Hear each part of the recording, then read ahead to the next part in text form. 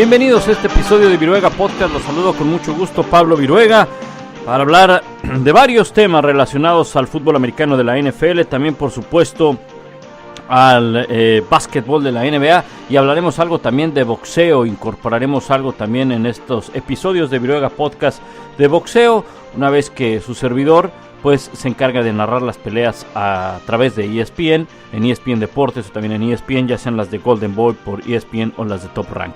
Hablaremos por supuesto de la situación en la pretemporada de la NFL y algunos temas más de la NBA con respecto a los candidatos al MVP, así como lo que acaba de conseguir LeBron James hace un par de días. Muy bien, le recordamos las vías de comunicación, ya lo sabe, a través del Twitter, en Pablo Viruega, la página pública de Facebook, en facebook.com/Pablo Viruega, también en Instagram Pablo Viruega y en el correo electrónico info@pabloviruega.com. Recuerda visitar la página www.pabloviruega.com. Iniciamos Viruega Podcast.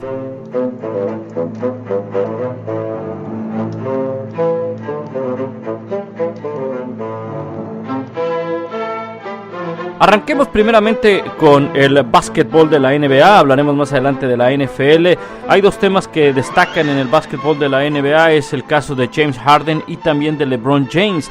LeBron James se acaba de convertir en el primer jugador en toda la historia que logra 30,000 puntos, 8,000 rebotes y 8,000 asistencias. Ningún otro jugador en la historia de la NBA ha conseguido estos números. Es una hazaña histórica, es algo que lo coloca sin duda a LeBron James dentro de los mejores de la historia, pero el gran debate cada vez que LeBron James logra un récord, logra superar un récord de Michael Jordan, logra conseguir un récord que Michael Jordan no consiguió, entonces viene la eterna polémica de si es mejor que Michael Jordan, si ya alcanzó a Michael Jordan, si podemos ponerlo a la par, muy cerca o por arriba de Michael Jordan.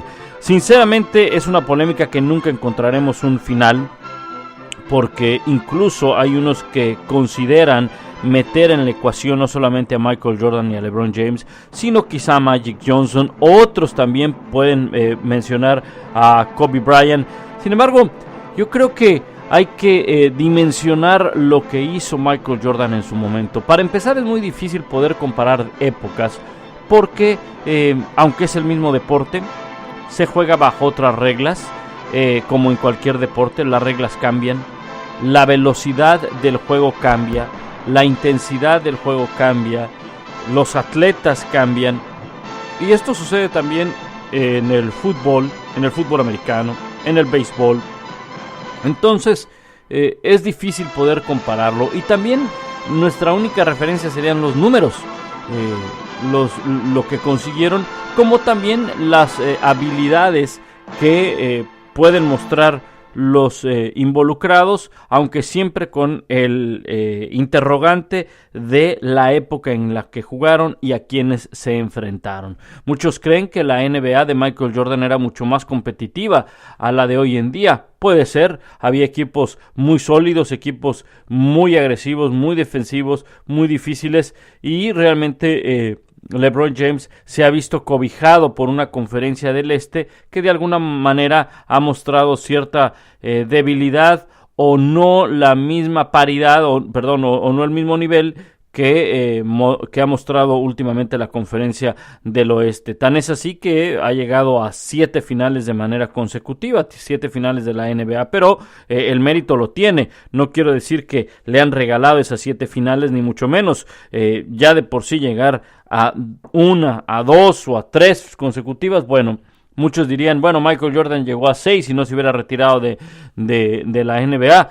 Bueno, no llegó a 6 de manera consecutiva porque se retiró, ¿verdad? No sabemos qué hubiera pasado en esos 2 años que se salió. Muy probablemente sí hubiera llegado también a las finales de la NBA, pero eso ya entra en el supuesto. Lo que sí es un hecho es que LeBron James ha llegado a 7 de manera consecutiva y tiene un gran mérito, por supuesto, como tiene lo que ha conseguido a lo largo de su carrera.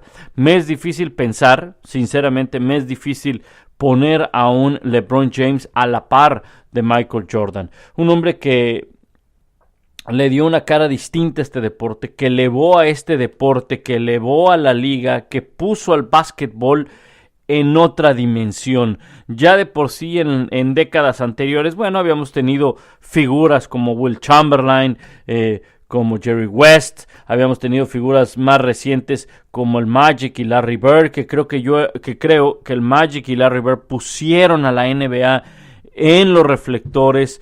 El hecho de que tuviéramos a dos atletas que desde el colegial tenían ya enfrentamientos deportivos, que después en la década de los 80s, con dos de los equipos de mayor rivalidad que puede haber, como son los Lakers y los Celtics, tomando en cuenta las ciudades también, la ciudad de Los Ángeles, la ciudad de Boston, teniendo en cuenta también en un ambiente donde había una tensa relación entre blancos y negros. Bueno, pues todo esto sirvió de marco para el crecimiento de la liga, el crecimiento de una rivalidad y el crecimiento de dos figuras que, además de todo lo mencionado, y lo más importante es que eran piezas fundamentales en sus equipos, piezas claves en la liga, y tan es así que los tuvimos después en aquel primer gran y para muchos único Dream Team de 1992. Pero cuando llega la figura de Michael Jordan, y cuando logra Michael Jordan empezar a conquistar títulos, que fue para 1991, cierto es que le tarda un poco, le lleva un poco el poder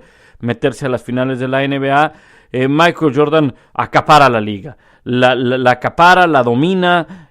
No hay un atleta más dominante en la liga como lo es Michael Jordan, y pone a la NBA y pone al básquetbol en otro escalón, alguien que no había podido lograr en la historia del básquetbol y que muy pocas veces se llega a presentar en algún otro deporte. El hecho de que un individuo haya logrado proyectar al baloncesto de esa manera como lo hizo Michael Jordan, en un deporte que hay que tomar en cuenta, no es el deporte más popular que hay en el mundo, es el fútbol, pero es un deporte que se juega en muchas partes del mundo. Entonces eso también le ayuda para que sea aceptado, para que sea comprendido y para que sea a su vez admirado. La gran virtud que tiene Michael Jordan es que hoy, con mucha familiaridad, podemos darnos cuenta de un atleta del otro lado del mundo. Con mucha familiaridad estamos pegados a medios de comunicación, computadora, tablet, celular, televisión. Hoy en día cualquier cosa que suceda en cualquier parte del mundo se puede llegar a ser viral, se puede llegar a conocer, pero en la época de Michael Jordan no fue así. En la época de Michael Jordan solamente existían las transmisiones de televisión y algunos países solamente transmitían las finales de la NBA. En México tuvimos la oportunidad de ver a Michael Jordan y muchos de ustedes no solamente vieron las finales de la NBA, que para otros deportistas ese es el único punto de referencia, entiéndase Pelé, entiéndase Maradona, que nada más vieron mundiales o finales, que no siguieron toda una temporada de el atleta. No le quito mérito, por supuesto, a los otros deportistas en otros deportes, ¿verdad?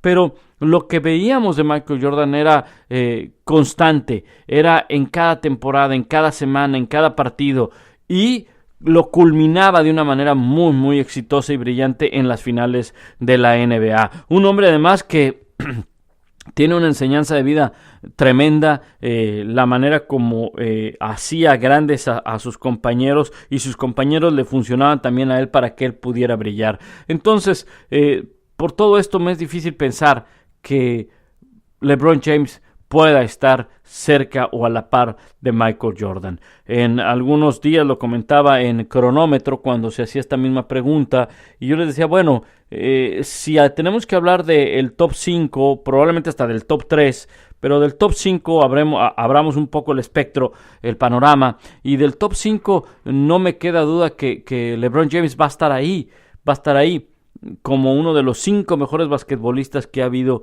en la historia de este deporte. Otro punto que le favorece a LeBron James, el que haya podido ganar títulos, el que haya podido ganar récords, partidos, puntos y demás, es que él llega más temprano a la NBA. Michael Jordan pasa su carrera colegial, mientras que LeBron James se ahorra esos años y de la preparatoria, del high school, brinca al básquetbol de la NBA. Mismo caso de Kobe Bryant, y tan es así que Kobe Bryant por eso es que logró emparejar o empatar o superar algunos récords de Michael Jordan. Entonces creo que LeBron James sí hoy en día es el jugador más dominante que hay en la NBA. Puede ser que sea el más completo que hay en la NBA, no puede ser, es el más completo, quizá junto con Kevin Durant son los más completos que hay en la NBA, pero creo que esta polémica de si es mejor que Michael Jordan o a la par que Michael Jordan o está en la pelea para quitarle el trono a su majestad, nos es complicado pensar, no solamente para mí, sino estoy seguro que para muchos de ustedes. ¿Pero qué opinan? Manden sus comentarios, info@pabloviruega.com es el correo electrónico y ahí los voy a leer con mucho gusto. Muy bien, bueno, pasemos al tema de James Harden. James Harden no hay duda que es uno de los grandes favoritos para ser el MVP en la NBA esta temporada, al menos después de una primera mitad de campaña donde fue clave lo que él hizo. Un básquetbol que ha desarrollado donde no solamente se encarga de anotar, sino de pasar el balón. Obvio, la llegada de Chris Paul le facilita un poco el trabajo, pero aún así, si a este elemento lo quitas del equipo, entonces creo que el equipo sí va a resentirlo y sí va a caer, porque podríamos hablar por ejemplo de Golden State, donde está o Kevin Durant o Steph Curry como los principales candidatos a ser MVP. Bueno, podrías quitar a alguno de estos dos jugadores y el equipo sigue funcionando. Quizá otros elementos que puedan estar peleando para este MVP sea Greek Freak, el Antetokounmpo, y también por supuesto en este caso LeBron James. Creo que cualquiera de esos dos puede estar peleando el MVP. Sin embargo, creo que la carrera bien aventajada la lleva James Harden por la manera como está jugando, por el dominio, por el control, por el básquetbol, por la repartición de juego, por lo que ha hecho y por cómo tiene a su equipo en este momento. En este momento, cuidado con los Warriors. Creo que el único equipo que le puede llegar a causar problemas al conjunto de Golden State es precisamente el que se encuentra en su misma conferencia, que son los Rockets de Houston, y mucho tiene que ver James Harden. Bueno, algunas opiniones, comentarios, ya lo sabe, info@pabloviruega.com. Si usted quiere agregar algo más con respecto al tema de la NBA que ya acabamos de mencionar, más adelante en los siguientes episodios estaremos hablando más, ya de acuerdo a los equipos, una vez que tengamos más partidos de esta segunda mitad de la temporada de la NBA. Hablemos en la NFL, porque en la NFL está ahora la temporada regular de los dueños. Esta temporada regular que inicia, bueno, con algunas juntas, con el NFL Combine, también con vendrá más adelante la agencia libre, vendrá el draft y el calendario que ustedes conocen año con año y que de todas maneras aquí lo haremos presente, por supuesto.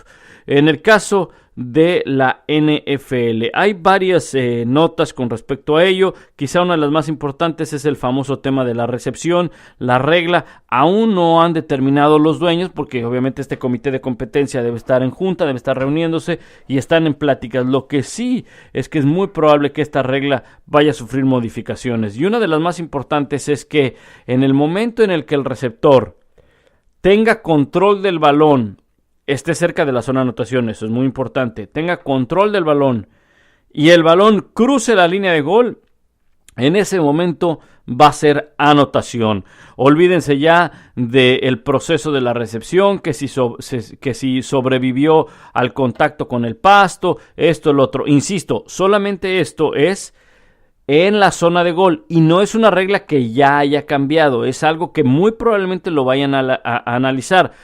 Claros ejemplos, el de Dez Bryant, que bueno, ahora la liga dice que sí era recepción. Digo, de poco le sirve a los Cowboys el que ahora digan que fue recepción, pero yo entiendo que este va a ser un ejemplo, el decir esto es recepción de ahora en adelante, es que es un ejemplo de que si se llega a presentar en la próxima temporada, en el futuro, situaciones parecidas, entonces van a ser consideradas como pases atrapados. El tema de Calvin Johnson, que es donde nace toda esta regla, para terminar el proceso de la recepción, eso también equivaldría hoy en día ya a una recepción.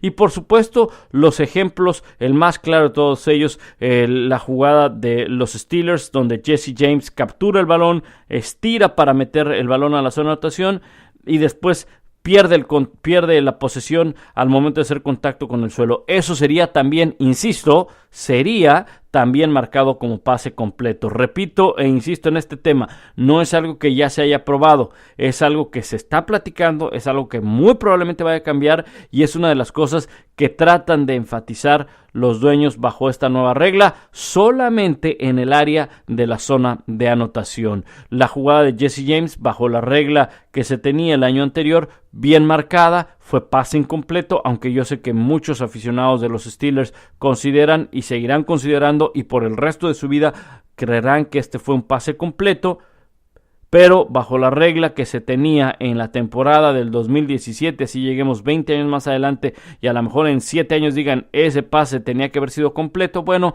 bajo las reglas que se jugaba en la temporada del 2017, ese pase fue incompleto y los oficiales cumplieron bien con la regla. Es algo que se va a modificar, es algo que se está estudiando, es algo que tratarán de corregir para que no haya dudas, para que no haya incertidumbre, para que no haya polémica, para tratar de dejarlo en claro.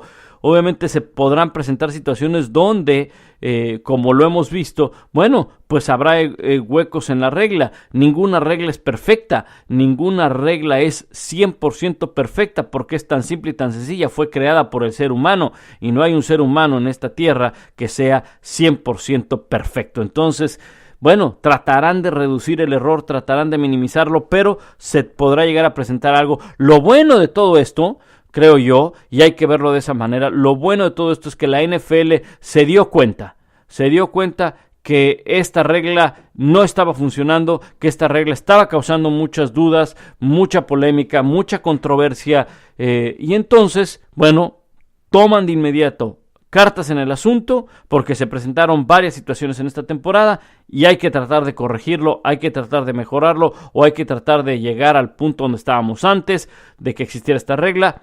Están trabajando en ello. Eso es bueno. Eso es lo mejor. Yo sé que hubo perjudicados en el pasado o hubo situaciones que no favorecieron a algunos equipos. Bueno, las cosas van a cambiar y eso es bueno. Que haya cambios siempre para bien. Hay que verlo de esa forma, no solamente en el deporte, sino también en nuestra vida personal. Muy bien. Bueno, está el tema de Ryan Shazier, hablando de los Steelers. El gerente general dio a conocer que no va a jugar la temporada del 2018,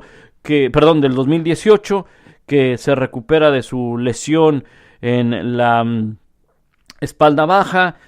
Obviamente pues es un milagro que esté caminando, es un milagro que vaya bien su recuperación después del golpe que sufrió y ojalá que logre recuperarse por completo. Más allá de que pueda o no jugar, el deseo de él es volver a jugar y él está empeñado, enfocado, llamémosle así, concentrado en volver a jugar y es bueno, si eso es lo que él quiere. Bueno, hay mucha gente, cuando yo publiqué esta noticia en redes sociales, lo criticaba. Bueno, solamente él sabe, él conoce su cuerpo, él sabe a lo que se está arriesgando. Habrá personas a las que no estén de acuerdo en que vuelva a jugar.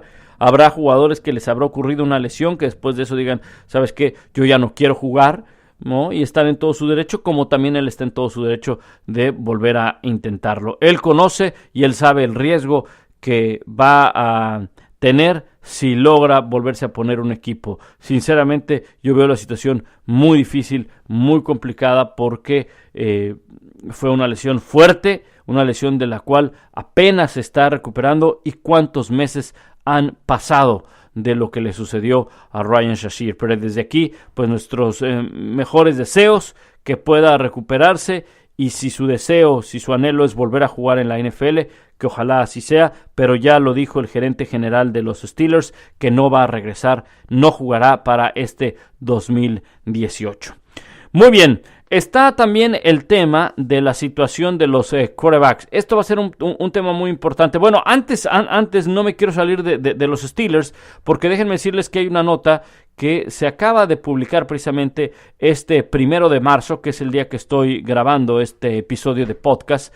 Bueno, resulta que muy probable que los Steelers lleguen a un acuerdo de largo plazo para antes del 6 de marzo con Le'Veon Bell. Así lo mencionó el gerente general del equipo, Kevin Colbert. Dijo que es muy probable que para el 6 de marzo ya hayan alcanzado un acuerdo con Le'Veon Bell para que no sea etiquetado como jugador franquicia. El hecho de que sea etiquetado como jugador franquicia, muchos de ustedes lo saben, a grandes rasgos, bueno, es un contrato por un año y el equipo se compromete a pagarle el salario promedio de los 5 mejores en su posición. Hay dos tipos de etiquetas de jugador franquicia. Hay una en la que otro equipo podría hacer alguna oferta, la cual es muy poco probable porque es una cantidad muy fuerte de dinero, y entonces los Steelers podrían igualarlo. También está el tema del jugador en transición,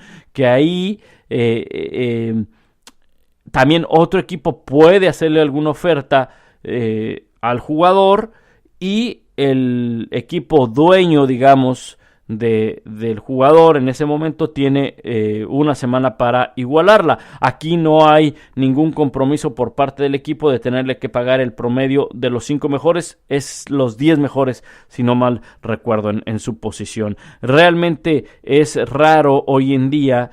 Sí es raro que no todos los equipos pongan un jugador franquicia en la NFL, porque no todos están obligados a hacerlo. Es mucho más raro jugadores en transición. En su momento, cuando salieron estos dos conceptos, sí había varios que los ponían en esa etiqueta. Hoy en día es más complicado porque pueden llegar a manejar los contratos, pueden llegar a hacer otro tipo de cosas, entonces no es común ver jugadores en transición, pero de todas maneras se los explico el concepto. Bueno, la idea entonces es que Le'Veon Bell muy probablemente no vaya a ser considerado jugador franquicia. De serlo, el equipo le estaría pagando alrededor de $14.5 millones. $14.5 millones solamente para la temporada del 2018, un incremento sustancial porque el año pasado, que fue jugador franquicia, el equipo acabó pagándole $12.1 millones. Obviamente, ¿por qué sube? Bueno, porque los salarios de los jugadores, recuérdense que es el promedio de los 5 mejores, entonces subirían. Por eso es que también a los equipos no les conviene firmar o ponerlos como agentes libres varios años. Caso concreto, Kirk Cousins, ¿verdad? Kirk Cousins estuvo 2 años. A los Redskins ya no le convendría un tercer año, porque entonces iban a ser, si no mal recuerdo, $40-50 millones por un año. 45 millones de dólares por un año. Muchísimo dinero, más allá, dejen ustedes de que si los vale o no los vale.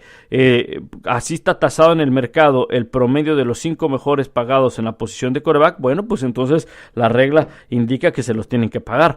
Entonces, por eso es que muy probablemente Kirk Cousins no vaya a ser jugador franquicia. Además de que, como ustedes saben, los Redskins ya tienen a Alex Smith, que se anunció durante la semana del Super Bowl. Bueno, esto con el tema de Le'Veon Bell. Entonces les reitero, según el gerente general Kevin Colbert, mencionó que muy probablemente esperan que para el 6 de marzo hayan alcanzado un contrato a largo plazo para que entonces no sea designado jugador franquicia. Hay optimismo para que puedan tener este nuevo acuerdo con Le'Veon Bell. Muy bien, hablemos de la situación ahora del equipo de los vikingos de Minnesota y de la situación que viven con los quarterbacks. Como ustedes saben, hace algunos días publiqué en mis cuentas de redes sociales, tanto en Twitter como en Facebook, en Pablo Iruega, en facebook.com/Pablo Iruega, que al parecer no van a dar puerta abierta para que Case Keenum y para que Teddy Bridgewater experimenten la agencia libre. No pretenden ponerlo como jugador franquicia en ninguno de los dos. Tampoco no se ha hablado de un contrato para Case Keenum. Bridgewater seguramente será agente libre. Y bueno, el caso también de Sam Bradford, que yo creo que es el que está por detrás, el último en esta carrera para ver quién se queda con la titularidad de los Vikingos de Minnesota. Llama la atención que Case Keenum no se ha tomado en cuenta porque como quiera que sea, él fue el quarterback que los logró llevar, aunque coincido que esto es un deporte en equipo, pero pues fue el quarterback titular y que estuvieron a un paso de meterse al Super Bowl. Un hombre que entendió bien el sistema, que logró ejecutarlo muy bien y que puso a un equipo de Minnesota con una ofensiva explosiva, algo que no se había presentado en otras ocasiones, que además era el tercer quarterback cuando inició la temporada en el roster y que había mucha especulación con respecto a la posición no solamente de quarterback, sino también de la ofensiva, tomando en cuenta la duda de Teddy Bridgewater, que no se logró recuperar. Sam Bradford fue el quarterback titular y hay que recordar que para este año se fue Adrian Peterson como corredor de los Vikings y entonces había ciertas dudas. Pero aún así, Case Keenum hizo un buen trabajo y no, hasta ahora no lo han considerado como para que sea el quarterback titular. ¿Cuáles podrían ser las opciones para el equipo de Minnesota? ¿Qué es lo que pretende hacer Minnesota? Obviamente muchos están poniendo sus dardos o muchos están poniendo sus fichas sobre Kirk Cousins. No suena mal Kirk Cousins, obviamente tuvo 2 años donde mantuvo el trabajo siendo jugador franquicia, lo mantuvo con Washington, tuvo sus altibajos, tuvo sus buenos partidos. No es un quarterback élite en la NFL, pero tampoco, seamos sinceros, Case Keenum tampoco lo es, ni Teddy Bridgewater, ni mucho menos Sam Bradford. Quizá todos estos quarterbacks, estos 4 que estamos mencionando, quizá estén dentro del mismo rango de quarterbacks que te pueden cumplir, quarterbacks que te pueden llegar a hacer más de lo que esperabas, como fue el caso de Case Keenum, y que será siempre bienvenido. ¿Cuál podría ser otra de las opciones? Y no me extrañaría, escuché por ahí una de las opciones que podría ser, aunque esta es un poquito más complicada. ¿Por qué no buscar a Nick Foles? No hemos escuchado mucho hablar de Nick Foles. Nick Foles está bajo contrato, no será agente libre. Él va a tomar una decisión si desea permanecer con el equipo de Filadelfia. Obviamente, si se queda en Filadelfia, él será suplente. Y habrá que esperar si Filadelfia desea cambiar a Nick Foles o aprovecha esa oportunidad. Me queda claro que Nick Foles va a buscar una titularidad. Todo jugador en la NFL y sabiendo, sobre todo siendo un quarterback, busca ser titular. Claro, te gustaría ser titular con uno de los mejores equipos. No va a ser el caso de Nick Foles porque queda claro que Carson Wentz será el titular la próxima temporada, una vez que se recupere de su lesión. Muchos creen que también otra opción podría ser que Nick Foles se quedara ahí y eventualmente en alguna baja de juego o ojalá que no se vuelva a presentar una lesión de Carson Wentz, él entre y tiene un equipo armado. Sí, pero eso es esperar a que sucedan unas cosas. Y como te puede suceder, como ocurrió el año anterior, la campaña anterior, como puede ser que no. Y como puede ser que pases tus temporadas como se las había vivido Nick Foles entre la titularidad y la banca. Es mejor ser titular y creo yo que Nick Foles puede llegar a hacerlo en varios equipos de la NFL.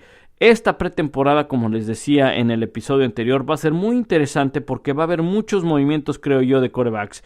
Hay quarterbacks en la agencia libre disponibles, hay quarterbacks en el draft de la NFL disponibles, también 4 al menos de ellos para ser tomados muy probablemente en la primera o en la segunda ronda muy temprano, así es que va a haber opción para los equipos.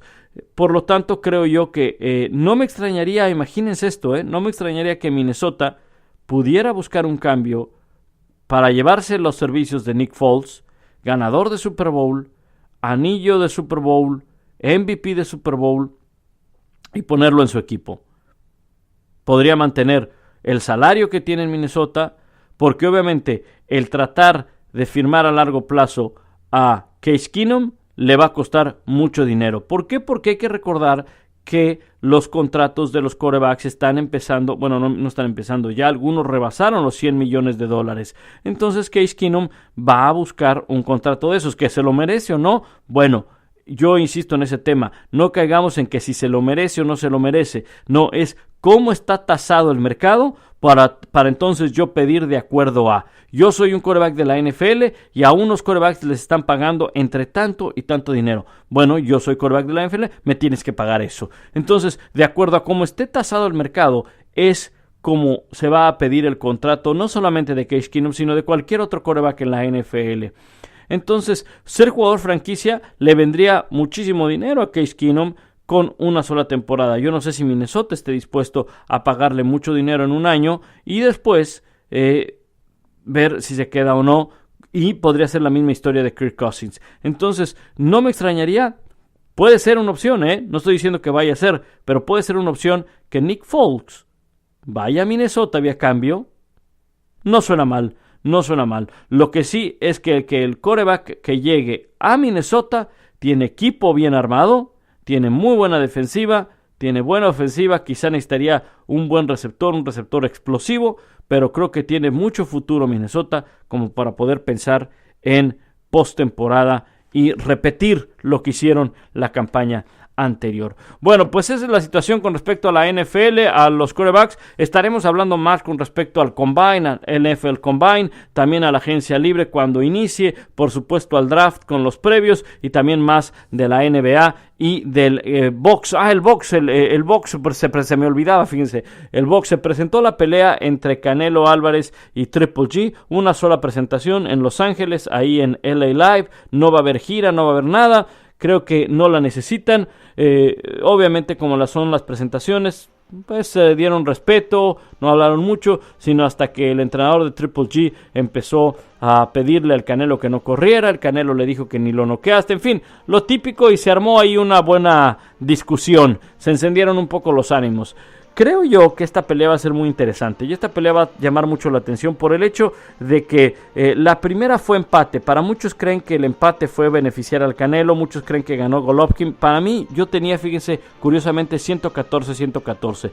Creo que lo que necesita hacer Triple G es iniciar rápido, no dejarle los primeros rounds al Canelo, porque eso fue lo que sucedió en la primera pelea, y tratar de cerrar bien y mantenerse. Ahora, Canelo tiene que ser más consistente con su boxeo, con su pelea. No puede dejar pasar tantos rounds que gane el contrario. Y si va a correr, si va a moverse en el ring, que sea boxeando. Sí hubo momentos donde parecía que Canelo estaba corriendo más que boxeando. Hay manera de desplazarse en el ring y saber boxear al estilo Mayweather. Entonces va a ser una buena pelea y ya hablaremos más al respecto de esta misma cuando se venga la fecha, que es el 5 de mayo por pay-per-view. Bueno, la invitación para que esté en contacto en las redes sociales: Pablo Viruega vía Twitter, en Facebook, facebook.com/Pablo Viruega, en Instagram Pablo Viruega, en la página de internet www.pabloviruega.com y en el correo electrónico info@pabloviruega.com. Gracias en este episodio y los espero en la próxima de Viruega Podcast.